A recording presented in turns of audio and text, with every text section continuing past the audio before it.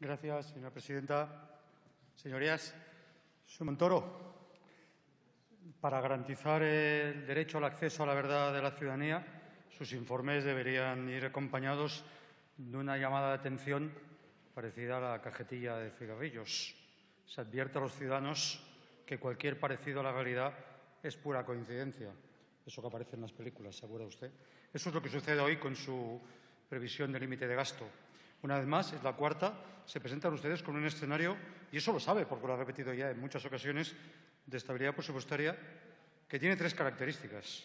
Primero, se trata de unas previsiones increíbles y tramposas.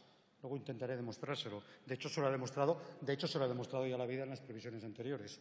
Segundo, comporta una distribución desequilibrada del esfuerzo, por mucho que usted intente pintarlo, una distribución desequilibrada del esfuerzo entre comunidades autónomas que castiga especialmente a las comunidades autónomas, con unas consecuencias, que es las que usted quiere conseguir, una recentralización del Estado y un impacto muy negativo en las políticas sociales, porque reduciendo el espacio del sector público en políticas sociales, ustedes abren nuevas oportunidades de negocio al sector privado. Y, en tercer lugar, porque comporta riesgos importantes si ese escenario de gastos se consumara de crecimiento de la desigualdad social y la pobreza. Ustedes mismos lo dicen, el objetivo de estabilidad que plantean fundamentalmente lo pretenden conseguir a partir de una reducción del gasto público un 4,4% en 2 años de reducción, que en su mayor parte es gasto social. Lo explican de manera nítida. Creo, señor Montoro, que usted debería ser más prudente al hacerse el adalid de la austeridad y, sobre todo, decirnos que los demás somos manigotos.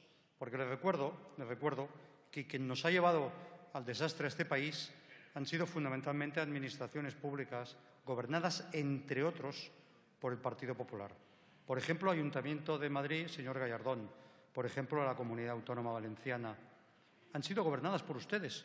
Ustedes crean el fuego y luego, cuando intentan apagarlo, se presentan como los grandes bomberos.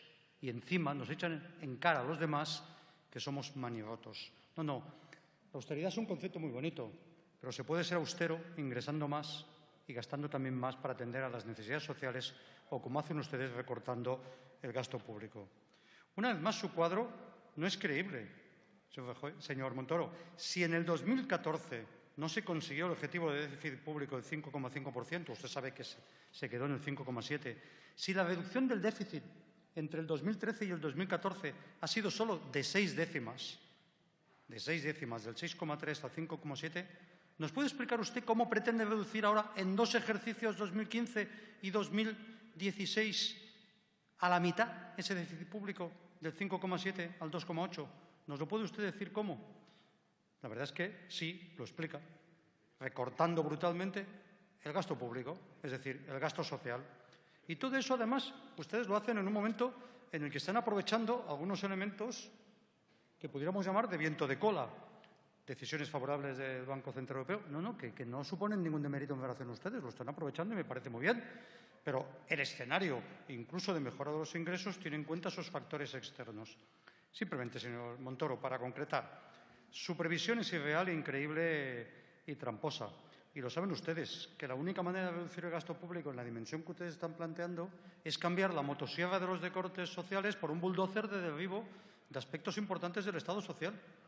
Y esto es lo que parece que se disponen ustedes a hacer después de las elecciones, aunque ahora se nos presenten, ahora y en el decreto ley que viene después, con la piel de cordero. En la práctica son ustedes unos verdaderos depredadores de derechos sociales. Porque además, sinceramente, tampoco engañan ustedes a quien quiere leer o a quien puede leer. En las propias recomendaciones del Consejo Europeo para España, que usted acompaña a este escenario de...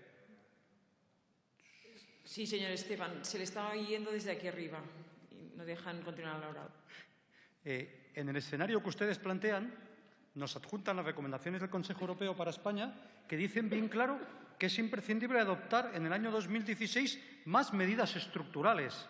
Ya sabe usted que en el léxico de ustedes y de la troika comunitaria, más medidas estructurales es más recorte de derechos y gastos sociales. ¿Por qué no nos anuncia usted, por ejemplo, ya que son tan responsables y no lo quieren dejar todo para después, por qué no nos anuncia usted cuáles son esas medidas estructurales que plantean ya para el año 2016?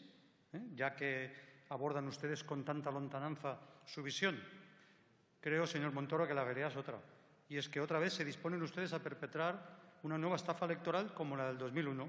Prometer una cosa antes de las elecciones y hacer exactamente la contraria después.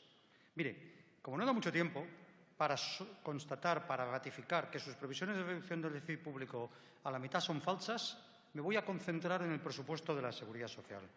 El techo de gasto del 2015 fijaba un objetivo de déficit de la Seguridad Social del 0,6%. Y usted sabe que a finales de mayo de este año la evolución apunta a un déficit del 1,1%. Y no es, como usted pretende insinuar, que ustedes sean los mayores defensores de las pensiones. Es que eso estaba en esos términos al principio ya de este año. Se lo dijimos y usted nos dijo que no. Usted no lo negó, como ahora nos está negando que lo que va a pasar en el 2016 es eso que le estamos diciendo. Y no es, insisto, un desvío para mejorar las pensiones. Es sencillamente la evidencia de que ustedes hacen previsiones irreales y falsas para que cuadren los números a martillazos. No es que el ritmo de crecimiento de las pensiones haya aumentado, al contrario, se ha atenuado. El problema es que cae en picado el ritmo de los ingresos. ¿Por qué? Por las consecuencias de su política. Reforma laboral, del 24 al 34% contratos a tiempo parcial, generalización del contrato temporal, precarización, reducción de salarios, total, cotizaciones medias cada vez más bajas. Resultado, ustedes llegan aquí y se pavonean de que el ritmo de crecimiento de los cotizantes es del 3,4%. Sí, pero se olvidan de decir que el ritmo de ingresos por cotizaciones está en el 0,94%. ¿Por qué esa desviación? Sencillamente, como consecuencia de sus políticas. Eso no es una maldición bíblica. Es que si ustedes lanzan precariedad y bajadas de salarios, recogen la tempestad de menos ingresos por cotizaciones.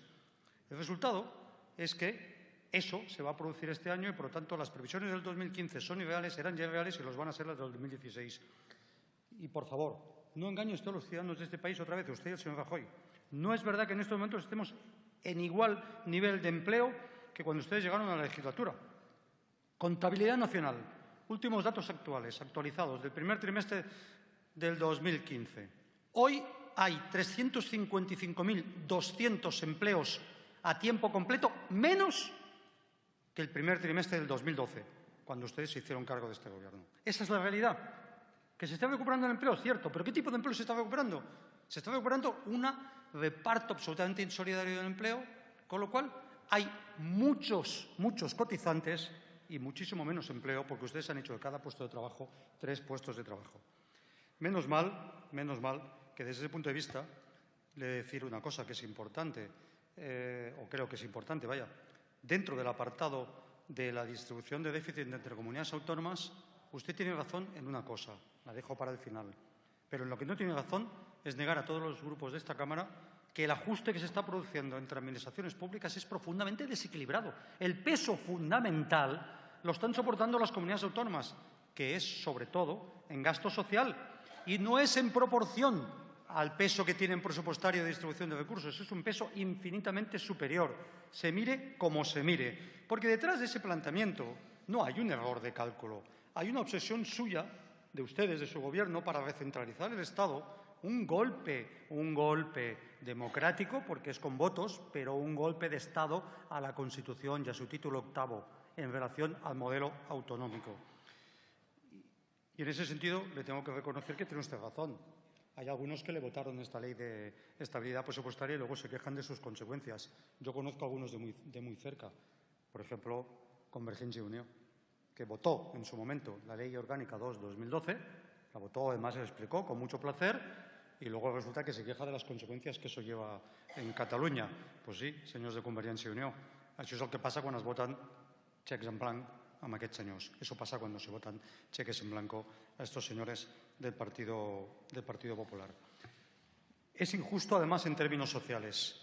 Mire, usted no puede continuar planteando una reducción del gasto público mientras hay 470.000 personas dependientes que tienen reconocido el derecho, pero no reciben prestación alguna. Cuando hay cerca de 2 millones de personas de parados sin prestación, cerca de 2 millones, 1.900.000. Es una verdadera provocación, sinceramente, que el Gobierno justifique la mejora del déficit, lo hace literalmente como consecuencia del menor gasto en desempleo, porque eso no viene fundamentalmente por una reducción de los parados, sino de una caída de la cobertura. 2 millones de parados sin prestación, la mitad de los que perciben solo el subsidio asistencial de 426 euros. Señor Montoro, es cierto, las deudas hay que pagarlas, pero ustedes tienen una deuda fundamentalmente con el pueblo español, la deuda de los recortes brutales que les han aplicado. Y en vez de ir haciendo aguinaldos, como el que veremos en el próximo punto, lo que harían ustedes es devolver los derechos que, aprovechando oportunistamente la crisis económica, le han usurpado a los ciudadanos de este país. En vez de vanagloriarse, el Gobierno debería avergonzarse que el camino para reducir el gasto público pase por dejar a 2 millones de personas paradas sin prestación o 480.000 dependientes sin la prestación que tienen legalmente reconocida. Mire, las circunstancias han hecho que esta semana… Señor Coscubiela, termino. Las circunstancias han querido que esta semana yo haya tenido que estar con un pie aquí y otro pie en hospitales con mi madre. ¿Usted sabe cómo están las listas de espera de los hospitales en estos momentos? Y los días, porque a veces son días, que hay que pasar tirado en medio de un pasillo en los hospitales. Eso, sin duda, no es una responsabilidad solo de ustedes, pero es responsabilidad también de ustedes, porque ustedes son los que han recortado gasto, indirectamente el gasto sanitario. Eso es lo que tienen que recuperar los ciudadanos de este país. No tener que sufrir la humillación de que no pueden ser atendidos por sus derechos. Termino ya. De verdad, en vez de pasearse por Europa tan orgullosos de pagar los intereses de la deuda de los bancos y de su rescate, deberían sentirse avergonzados de poner primero los intereses del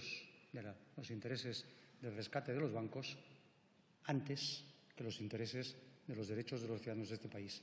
Y su techo de gasto, a lo que nos lleva, es a eso. O sea, que un poquito menos de sacar pecho y yo sería más humilde e incluso en algún momento bajaría la cabeza hacia abajo porque un poco de vergüenza deben sentir ustedes. Gracias. Gracias, señor Coscubiela. Por el Grupo de Unión, Progreso.